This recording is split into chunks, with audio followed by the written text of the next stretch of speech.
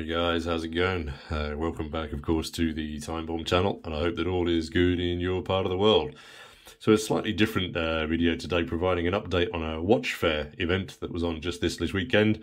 Normally these events are on in London only, so it was great to kind of have one on my doorstep here.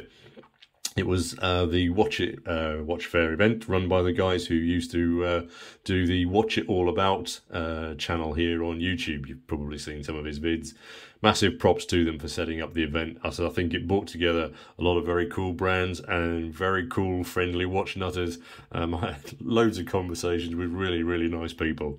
It wasn't one of those massive corporate events, but I prefer them that's this size, as you actually then get a chance to get up close to the watches and then have a chat with the owners of the brands and the staff of the company. Predominantly British brands then, and I'm sure many of them you're going to recognise, and there's a few new ones here, I think, too. I picked up a load of bump I was there. I'm going to go through them, and there were some groovy surprises. Firstly, it was really, really great to meet in person Andrew from Zero West Watches. He's kindly lent some watches into the channel for review. I feel like I know him because we've swapped so many emails, but I've never met him in person. And obviously one of the inspirational partners of Zero West. I'll pop up some reviews to those links to those reviews that I've done if you want to check them out. I probably tested his patience again when I asked when they're going to release a watch that us working class chaps are going to be able to afford.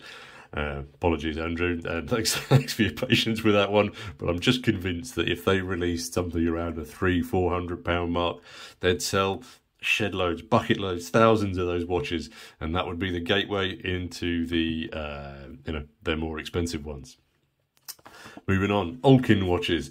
They're based down south here in the UK, and Charlie, the owner, was on the stand and spot on, super friendly, sharing his inspirations and design ideas and how Kickstarter had helped launch the brand. Very interesting stuff, and I think another brand that's going from strength to strength. Of all the watches that he had on the table today, the one that I liked was the Model 2. I just think the case body with that compressor style and the dimensions of it, all perfect for a watch of that style and design. Very impressed. Studio Underdog. You may have heard of these guys because they provide a very fresh and very brave and perspective on fun watches with superb colours on these dials. I mean, a real break from the norm of the greys and the blacks and everything else. I mean, and the one that really caught my eye was this watermelon dial. I'd certainly need some new shirts if I was going to wear one of these. But again, just fresh and fun. Love it. Matthew Humphreys Designs. Again, another brand that it was great to meet in person because I owned one of their very first designs a few years back. It must be, I don't know, nearly 10 years ago. But I sold it to my brother-in-law for a family price that I almost regret, but my brother-in-law's come up trumps. He's promised to lend it back to me for review on the channel. Their automotive designs are, again, quite unique and oozing 60s cool. If you think of Lee Marvin in The Killers, you'll get the idea. Farah were also there, and again, very popular stand. These guys are really catching many people's attention in the watch world.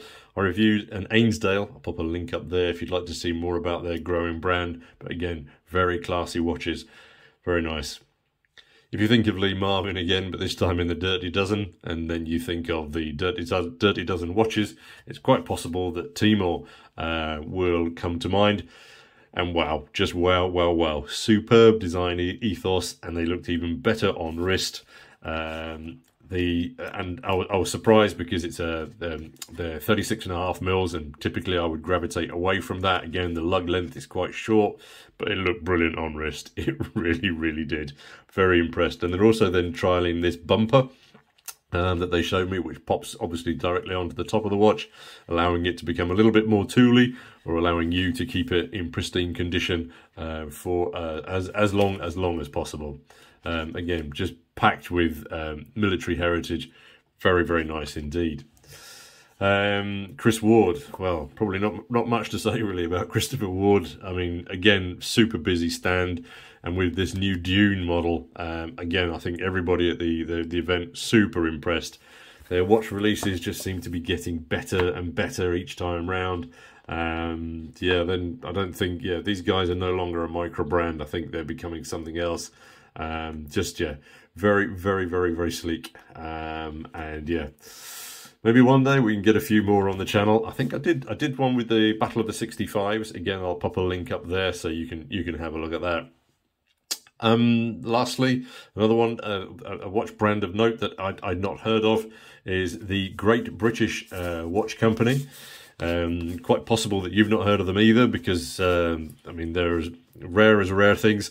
Colin, the founder and sole watchmaker, I think was kept very busy describing to everyone his almost, what should we, Homeric single-handed design and watch builds. I think he said of this one, the Dirty Dozen version, he only made 12 of them. And in addition to that, his first watch, which he had on the stand, took him something like 7 years to build. A man of rare patience and perseverance. He has a new project on the go, which is this one, which is the Few. It's made from things like unobtainium and other rare metals from Spitfires. And again, obviously paying tribute to the flyers and the planes themselves. There's a picture of Colin there. He also had on the stand, I think I've got it here, yeah, a picture of the watch box that watch will come in. It's made from wood, sourced from Spitfires also. I mean, so the whole thing is like a labour of love, I think, that requires a level of personal commitment and almost perverse grit and determination. I was really impressed. However, there's always a downside to most things. The price tag is going to keep them from my humble collection. I wonder if he'd lend me a prototype for the channel for review. That would be superb. So, a really interesting morning. Spent mooching around, chin wagging with a very decent bunch of people. I hope that they stick the event on again next year. It would be good to go back and see which other brands are there again. I will be writing to a few of them to see if they'd be generous enough to share some watches with the channel, so that I can get them on for review for you, so I can actually show you a watch rather than some photos. Let us know your thoughts on these brands, and of course, thanks as always for your time and your view. And until the next vid, this is your host, Bombardier, signing off. Cheers, guys.